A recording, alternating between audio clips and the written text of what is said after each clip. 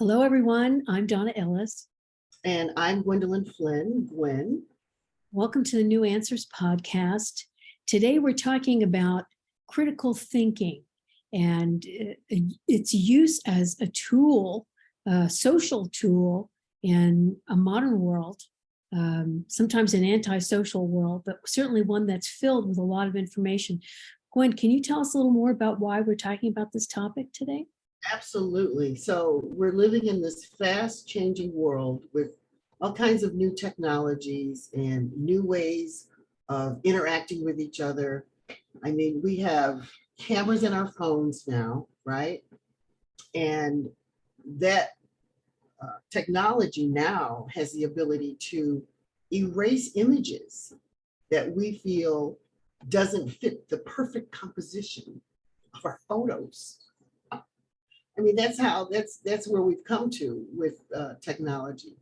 And then there's, social media and virtual meetings now with filters that can really change the appearance of whatever the subject matter is, rather than having in-person meetings where you can, just look across the table or whatever and see the body language of the person that you're meeting with and make your interaction adjustments accordingly.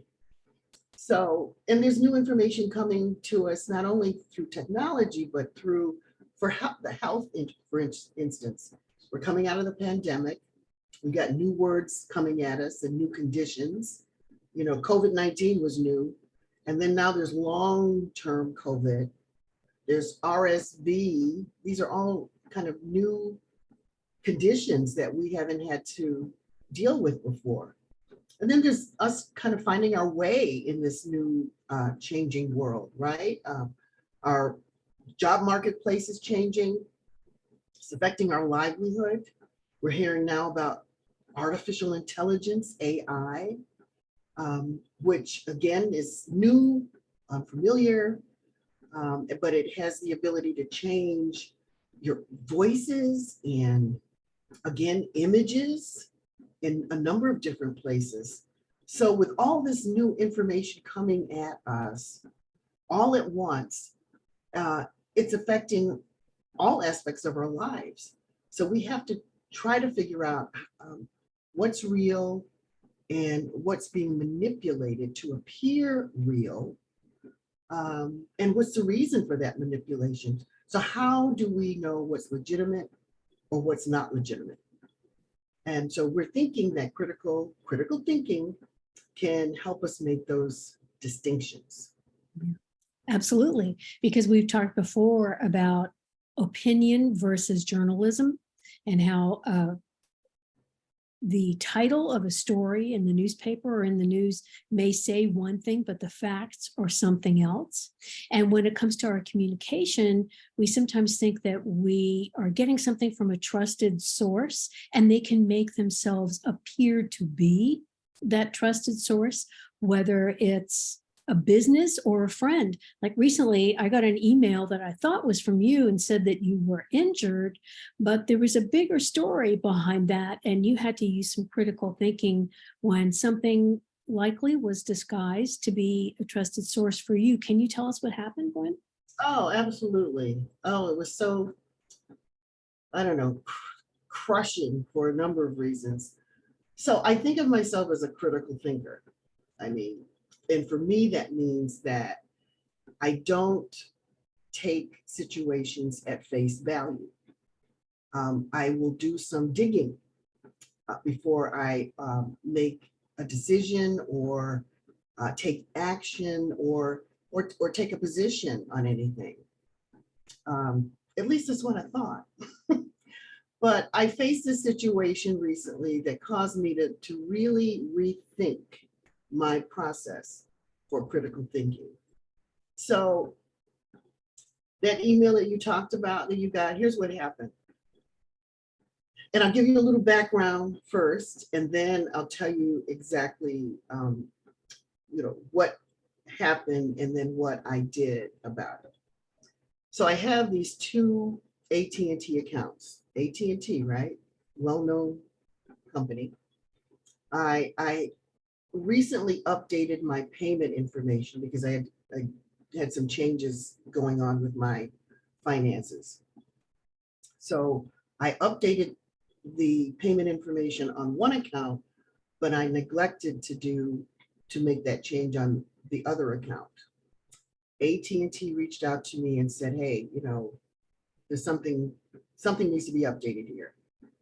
And so I said, okay. And I went in and I saw that, it hadn't been updated. And he said, oh, okay. So I made the payment information update. It's an automatic payment situation. So once I made that update, AT&T then reached out to me and said they were requesting me to verify my email account address. And so because I had just been in touch with them around this other thing, okay, I said, that looks legitimate to me.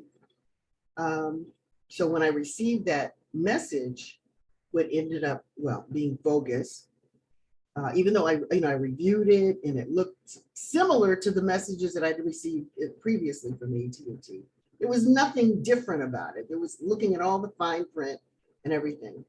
So embedded in the message was a link to my account profile to verify my email address, which I used. And after I submitted the verification, I thought, well, you know what, maybe I should ask them, is this something that they would normally do? I reached out to their customer service, talked to a live person, and they said, yes, occasionally we do that, depending on the circumstance. So I thought it was okay. So this is on a Friday. Early Saturday morning, I received a message from a colleague asking me, when did you fall and break your femur? And I said, what? No, that wasn't me. They said, well, I got a message from you saying that. So, of course, that's how I knew that my account had been hacked. And I learned subsequent to that, I learned that if anybody responded to it, then the hacker would ask for more information. Like, oh, I broke my femur, I'm having surgery. My niece is having a birthday and I'm not able to get anything. Would you go get a gift card in the amount of, there was a specific amount of $200 to send to her. Anyway, it was just disgusting. Anyway, because of what happened the day before in verifying my account, I associated that hack with having made that verification, that email address verification the day before from what I thought was AT&T. I was just so outdone, because I'm thinking, I really know how to discern these things. I've gotten some bogus emails, I guess they call it phishing, from other reputable companies, Amazon, PayPal, and I knew that they were not real.